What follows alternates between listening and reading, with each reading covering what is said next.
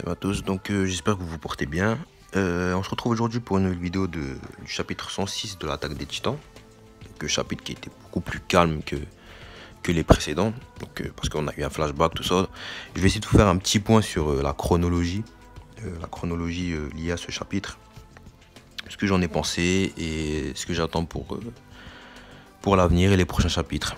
Donc bref résumé des faits, on a le droit dans ce chapitre à un flashback de 3 ans avant l'attaque de Eren sur le continent Mar. Donc qui se déroule directement après, un an après l'attaque du mur Maria par le titan bestial et colossal et cuirassé. Chapitre 90 plus exactement, juste avant que Eren et le bataillon d'exploration aillent voir la mer. Ce chapitre en fait précédait directement l'arc Mar, en fait, l'arc où l'auteur a introduit les Eldiens vivant sur Mar, etc. Donc plus simplement, si vous voulez, ce chapitre c'est la suite du scan 90. Voilà. Également concernant le coquillage que Armin avait au début du chapitre 106, c'est le coquillage en fait qu'il avait trouvé dans la mer dans le chapitre 90. D'où le lien que je viens de vous expliquer entre le chapitre 90 et 106. Voilà. Introduction terminée, donc maintenant on peut venir au chapitre. Donc tout d'abord on y voit un dirigeant Mar qui arrive avec un bateau de guerre ainsi que des soldats Mar. Parce que tout simplement, avant eux, il y a eu une équipe de reconnaissance qu'on verra après dans le chapitre. Cette même équipe qui est arrivée 2 heures avant et qui n'a pas laissé signe de vie. Puis il y a Eren qui arrive et qui soulève leur bateau, en fait, tout simplement. Donc à ce moment-là, moi je pensais qu'Eren allait briser leur bateau, un peu comme Eren Kruger. D'ailleurs, cette planche-là m'a fait penser à Eren Kruger, parce que c'est le même titan, tout ça, la même pose. Que je vais vous mettre une image.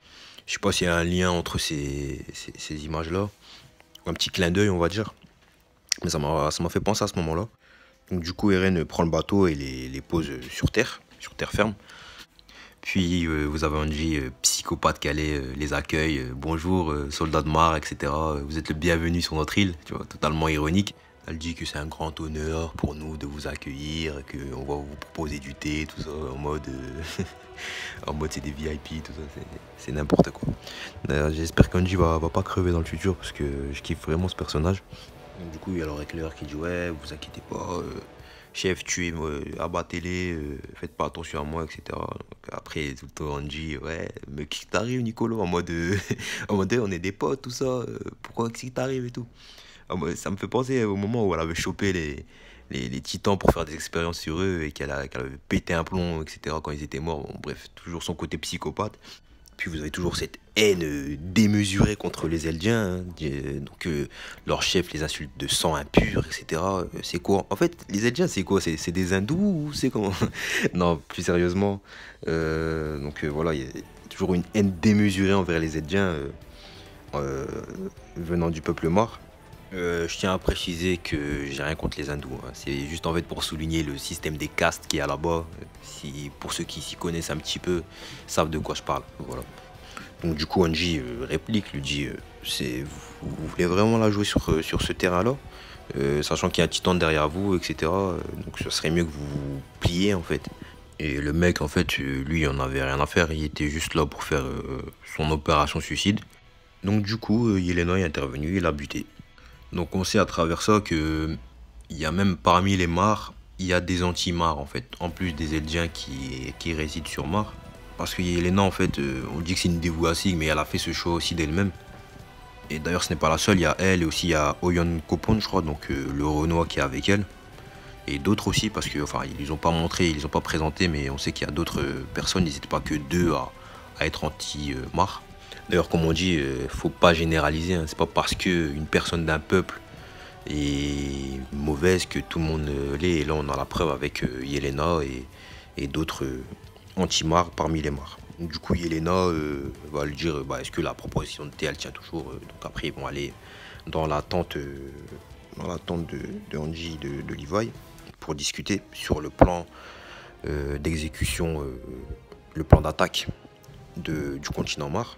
Donc du coup il y a l'équipe de Eren, Jean, Mikasa, etc. qui comprennent pas trop parce que ils comprennent pas pourquoi Yelena elle a flingué son supérieur.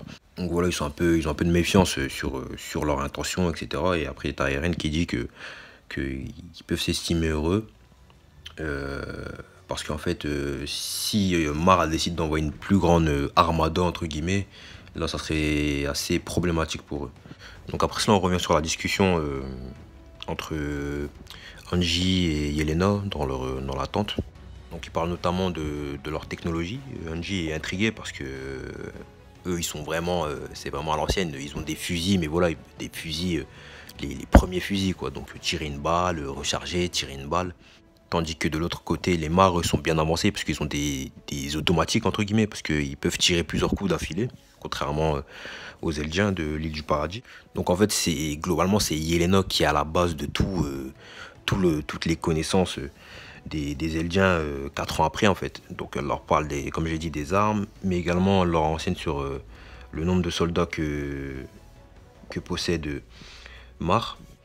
D'ailleurs, Mar a quand même 1 million de, de soldats, ce qui est énorme quand même. 1 million de soldats, c'est contre des Eldiens qui sont très peu. Hein, mais bon, voilà, comme on le sait plus tard, on sait qu'il y a les titans colossaux qui sont dans les murs, etc., qui pourraient être une grande arme, mais bon, qui serait plutôt à double tranchant. Elle parle également de la flotte de Mar qui est composée de 21 navires. Donc je ne sais pas si Armin a détruit la totalité de leurs navires, ce qui m'étonnerait. Mais on sait que Armin, dans les scans précédents, a détruit une bonne partie de leur flotte. Reste à savoir combien Mar en détient encore actuellement. Puis suite à cela, elle parle également de leur force de frappe aérienne. Donc Angie qui est choqué, hein. Ce qui est compréhensible parce qu'eux, ils connaissent pas tout ça. Même le fait de voler dans les airs, pour eux, c'est totalement inconnu, hein. On rappelle que les Eldiens, voilà quoi, ils viennent, eux, c'est le Moyen-Âge, hein, eux, c'est la Hesse, comme on dit. Donc voilà, c'est normal qu'elle soit choquée et qu'elle soit extrêmement curieuse au niveau de cela. D'ailleurs, j'ai bien aimé la réaction de Levi qui dit, en gros, il dit dans sa tête, arrête de sursauter, à chaque fois qu'elle dit quelque chose, on va passer pour des teubés en fait.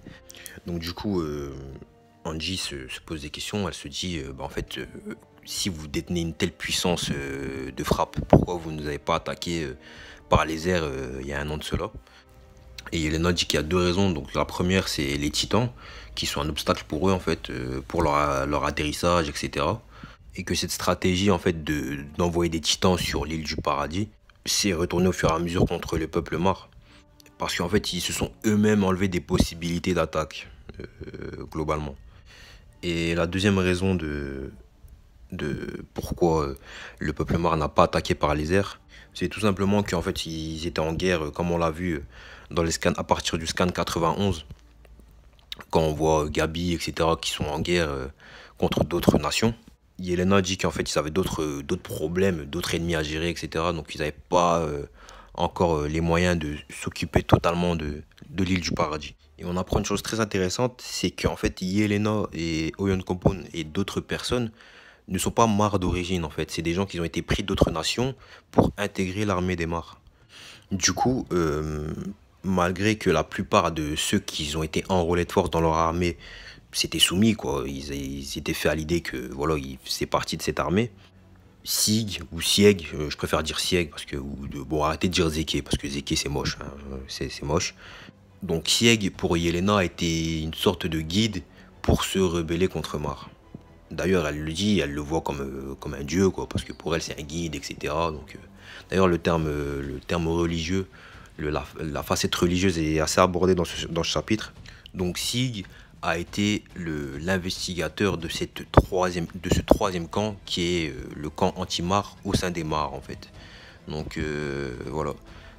Sig est, si vous voulez, le guide de nombreuses personnes, dont Yelena, dont leur objectif est de libérer le peuple eldien. Donc ce qui nous montre que Sig n'est pas des deux côtés en fait, n'est pas d'un côté ni de l'autre, c'est lui il est pour les Eldiens et peu importe de quel côté il doit se ranger. Voilà. Donc du coup après cela vous avez une lettre de Sig qui a été donnée à Angie. Donc dans cette lettre Sieg affirme que un pacte doit être conclu entre les deux camps, donc les Antimars et les Eldiens. Donc ce pacte inclurait des informations sur les technologies d'armement, également une protection de l'île du Paradis et tous les renseignements vis-à-vis de Mar, parce que Sig, on le rappelle, est quand même un haut gradé parmi les Eldiens vivant au sein de Mar. Donc du coup, directement, c'est la réponse des dirigeants eldiens, c'est non, parce que ce mec-là, il a un peu massacré la plupart de notre effectif. Hein, on rappelle le bordel qu'il avait fait contre le bataillon d'exploration. Également aussi, oui, on rappelle, la mer de Kony a été changée en titan par Sig. Donc ouais, voilà, donc leur méfiance est tout à fait normale, hein. C'est logique même, hein. S'ils accepteraient sans broncher, ça serait un peu bizarre. Donc j'ai une petite interrogation également, c'est est-ce qu'on aura un flashback sur l'infiltration de Eren et la discussion qu'ils ont pu avoir avant que Eren vienne sur Mar, en fait. Parce que je vois pas quand Sieg a fait un aller-retour entre le continent Mar et l'île du Paradis. Donc soit ça s'est fait par lettre, soit je comprends pas trop. J'espère que ça sera expliqué plus tard. Donc voilà. Donc petit aparté fini. Donc en fait Sig dit également que il faut 2 titans, un de son royal et un bossé dans le titan originel afin de mettre en place le plan d'exécution. Donc j'ai encore une interrogation sur ça. Pourquoi Eren aurait forcément besoin de Sig, sachant qu'on a déjà Historia qui est de sang royal. Donc est-ce que il faut que la personne qui détient le sang royal soit changée en titan, ou tout simplement qu'elle soit en titan ou non, donc sous forme humaine, le pouvoir du titan originel s'activerait. Donc ça, j'aimerais bien avoir des réponses aussi sur cela. Parce que si au final on me dit que on voit que juste Sig est sous forme humaine et que juste Eren le touche pour activer le pouvoir du titan originel, pourquoi avoir besoin de Sig dans ce cas-là? C'est ça ma question. Donc du coup, vous avez Eren qui dit que voilà ce que je viens de dire. Donc s'il nous faut quelqu'un, qu'il lui faut quelqu'un de sang royal pour activer son pouvoir, et que la solution pour régler tous les problèmes des Eldiens, ça serait de déclencher le grand terrassement, donc libérer tous les titans colossaux qu'il y a dans les murs et rompre le pacte de non-agression du roi Fritz, le 184e je crois, ou je sais plus exactement le nombre. Mais l'objectif de Sig et de Eren, c'est de rompre le pacte de non-agression. Donc mon avis sur la rupture du pacte de non-agression, ça serait l'hécatombe en fait, ça serait l'apocalypse. Je pense que c'est un peu trop radical. Ça serait un peu trop radical de faire cela. Anéantir ses ennemis, ok, mais réduire le monde à néant, sachant qu'il n'y a que les Mar qui sont directement leurs ennemis, ça serait un peu trop hardcore à mon goût. Donc est-ce que à l'avenir Eren etc. vont trouver une alternative à cela? On le verra par la suite. Et est-ce que Eren peut ne pas tout simplement envoyer un nombre déterminé de titans colossaux sur le continent Mar, plutôt qu'envoyer tous les titans colossaux, les 1 million de titans colossaux sur le monde entier? Enfin voilà, s'il y a le pouvoir du titan originel, je pense que ça peut être possible. À voir. Donc du coup Levi lui fait une petite remarque et lui dit si tu savais ça, pourquoi tu le dis que maintenant en fait? Donc Eren dit que voilà, il avait peur pour Historia, ça on l'avait déjà vu dans le scan 90 encore une fois. Et Eren dit que voilà, qu'il avait peur qu'elle soit transformée en titan. Donc ce que j'ai dit avant, vous pouvez l'oublier. Donc effectivement, il faut que la personne qui détient le sang royal soit transformée en titan pour activer le pouvoir du titan originel avec qui elle est en contact. J'espère que vous m'avez compris. D'ailleurs, ce passage aussi nous montre déjà le début de cassure entre Eren et le bataillon d'exploration, parce qu'il a pris cette décision seul, comme la décision qu'il a pris 4 ans après avec son frère d'attaquer frontalement le continent Mar. Malgré toutes les méfiances qu'ont les dirigeants eldiens et le bataillon d'exploration, Hanji souligne que c'est indispensable pour eux d'avoir des alliés, quoi, des agents doubles, on va dire, et que détenir leur technologie et leur radio déjà serait un bon moyen préventif pour défendre l'île du Paradis. Donc après cela, d'autres unités d'investigation sont arrivées sur l'île du Paradis dont la flotte a été réduite à néant par Armin. Puis vous avez Angie et les Jean, etc. qui discutent avec Oyon Kopon sur la mise en place d'un port pour l'île du Paradis. Le port leur permettrait notamment de faire des échanges commerciaux entre leurs futurs alliés, etc. Et également de construire des bateaux. Si vous avez une petite remarque de Sacha qui dit en fait pourquoi t'as la peau noire et tout. Donc ça c'est intéressant parce que je me pose aussi cette question, pourquoi il y avait des Renois du côté de Mar, même si on avait déjà vu lors du discours de Willy Tybur des nations noires, etc., voire même des hindous parce qu'ils avaient des genres de turbans sur leur tête. Donc Oyon Kopon répond tout simplement que c'est Dieu qui nous a créés ainsi. Donc les Eldiens ils se posent des questions, ils disent c'est qui le créateur, etc. Donc le créateur c'est celui qui nous a donné des couleurs de peau différentes. C'est vous, il vous a donné la capacité de vous transformer en titan. Donc moi je suis Renoir entre guillemets. Donc c'est la diversification quoi, c'est la diversité. Puis après cela, vous avez les Eldiens qui découvrent de nouvelles cuisines. Parce que voilà, je pense qu'ils connaissent que la viande, un peu de poisson à la rigueur, mais ça s'arrête là. Ils connaissent pas tout ce qui est crustacés, etc. Donc il y a Nicolo, je pense que c'est comme ça qu'il s'appelle, qui fait à manger pour eux, donc qui cuisine des crustacés, du crabe, etc. Donc ils sont curieux, ils savent pas c'est quoi, ils ont jamais mangé ça. Puis vous avez Sacha qui, comme d'hab, qui se jette sur la graille, hein, comme d'habitude. D'ailleurs, dans ce chapitre, Sacha est assez mis en avant. Je pense que c'est un peu un petit hommage de l'auteur pour ce personnage qui va nous manquer. Hein, parce que, comme je l'ai dit dans le chapitre, dans la review précédente, Sacha c'était pas un personnage extrêmement important, mais elle était extrêmement attachante. Et Armin nous indique que l'avancée de la construction du port avance bien grâce aux ingénieurs Mar qui étaient au départ réticents. Parce que voilà, ils arrivent chez des ennemis, pour eux, chez des démons, comme ils le disent, donc ils voulaient pas trop travailler pour eux, et au fur et à mesure, ils ont réussi à briser la glace et à tisser des liens de confiance, je pense. Mais vous avez vraiment, comme je l'avais dit précédemment, deux camps au sein de l'île. C'est Eren ne veut pas discuter, Eren veut en finir, veut les neutraliser. Pour eux, il n'y aura pas de voie pacifique. Pour lui, il n'y aura pas de voie pacifique. Contrairement à Armin et la totalité du reste du bataillon qui souhaiterait ne pas déclencher le grand terrassement, donc libérer tous les titans colossaux des murs. Puis on revient sur ce plan de la mort de Sacha qui montre bien la vision des choses de Eren. Donc Eren qui a forcé la main au bataillon d'exploration pour attaquer malgré eux. Puis Armin dit que il n'arrive plus à suivre Eren dans ses choix. Donc on l'a bien vu dans le scan précédent lorsque Eren est monté à bord du dirigeable, que voilà, s'il y a eu une cassure entre les deux, enfin pas qu'avec les deux, Eren a cassé avec tout le monde en fait. Eren est l'un des seuls, avec Floch je pense, à avoir cette vision des choses qui en gros il faut exterminer tout le monde. Assez génocidaire, une vision assez génocidaire. Toutes ces réflexions de Armin étaient faites devant le cristal de Annie.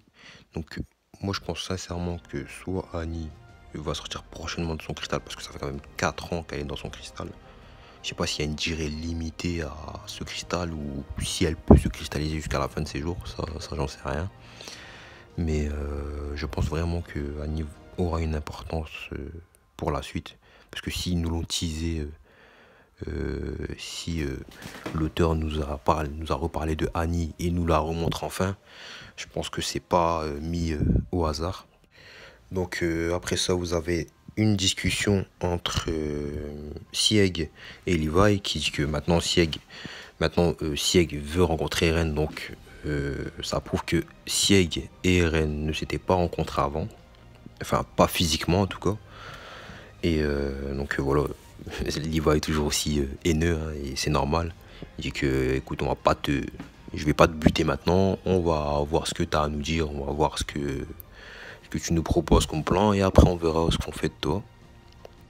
Et on finit le chapitre avec un plan de Eren qui est bien vénère devant sa glace. et qui ne faillit pas, qui est toujours, qui a ses convictions.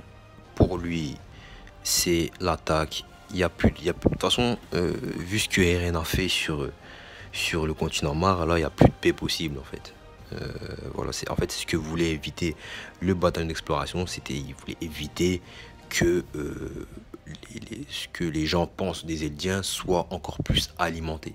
Mais là, après ce que Eren a fait, là, il n'y a plus le choix. Il a forcé, en fait, Eren a imposé ses convictions au bataillon d'exploration. Maintenant, ceux qui sont du bataillon d'exploration, qui sont pour ou contre, n'ont plus le choix, en fait. Voilà. Donc, pour résumer, ce chapitre était très intéressant parce qu'on a appris pas énormément de choses, mais ça nous a éclairci les zones d'ombre qu'on avait sur comment ça s'était mis en place, le plan pour aller sur le continent Mar, etc. J'attends vraiment de voir comment, quel rôle va avoir Annie pour la suite. Est-ce que Annie va sortir de son cristal? Bon, encore une fois, je l'ai dit, l'auteur ne met rien au hasard. Donc si on a vu Annie dans son cristal, c'est qu'elle va sortir prochainement.